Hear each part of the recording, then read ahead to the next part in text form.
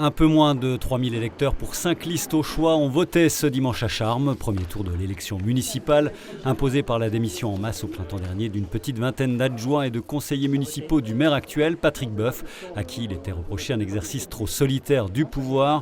Premier renseignement, 4 des 5 listes sont en mesure de se maintenir, ayant dépassé le seuil des 10% des voix, avec une abstention forte, mais dans des proportions moindres que ce qu'imaginaient la plupart des observateurs et candidats. Le taux de participation s'est établi au final à un peu plus de 50%. Les grands battus du jour sont les deux anciens maires, Robert Collin, qui avec 19% des voix finit en 3e position. Il n'était pas en mairie au moment du dépouillement et n'a pas souhaité répondre à nos questions. Le premier magistrat actuel, Patrick Boeuf, fait encore un peu moins bien, avec 15,34% des suffrages. Je suis forcément déçu de la façon dont ça s'est présenté. Je ne m'attendais pas à finir 4e ce soir. J'ai peut-être été trop naïf concernant mon électorat. J'ai pas su peut-être aller au-devant de mes électeurs et ce qu'ont fait les autres. Je dis toujours, il y a eu un avant, il y a eu un pendant, il y aura un après. Je ne veux pas non plus... mais franchement, là, je suis un petit peu abattu, c'est vrai. Patrick Boeuf qui doit réunir les membres de son équipe ce lundi soir pour décider de la suite. Maintien, retrait, fusion, rien n'est exclu, sachant que le dépôt des candidatures pour le deuxième tour doit se faire en préfecture avant mardi 18h.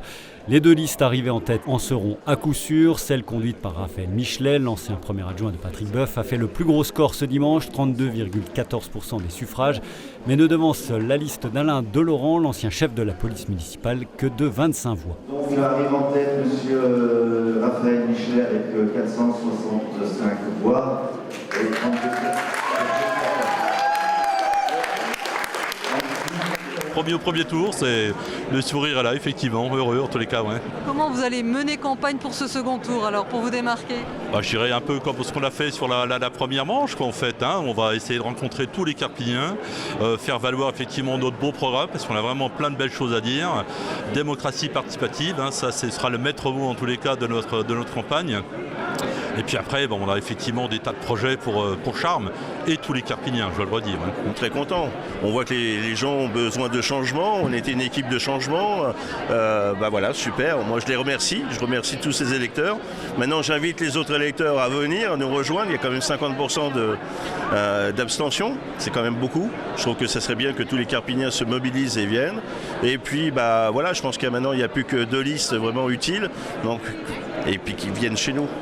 Seule liste éliminée de ce premier tour, celle menée par l'ancien membre du Rassemblement national Gérald Dupont, qui ne récolte qu'un peu plus de 2% des voix. J'appelle les concitoyens de Charmes à faire preuve de réflexion et à comprendre que M. Michelet est beaucoup moins dangereux que M. Delaurent. Je peux voter. La campagne de l'entre-deux-tours sera très courte, une petite semaine, sans que l'on sache pour l'heure combien de bulletins seront à la disposition des Carpiniens dimanche prochain pour le deuxième round. À voter.